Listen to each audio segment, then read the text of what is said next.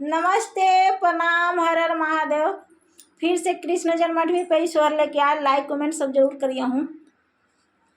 आजू के दिनमा सुहाना तो मना बड़ी भावना रतिया लो भावना गोकुल नगरी पावना हो ललना भादो मासे जाना में कान्हैया बधैया बाजे गावे गावे हो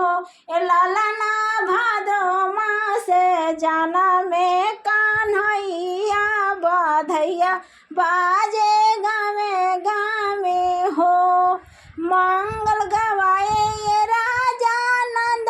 के महलिया साजल धजल रहे सगरो गोकुल नगरिया कदमा झूमे डलिया झूलेला पालनावा झूमेला कन्हैया लालाना झूमेला देखवैया नु हो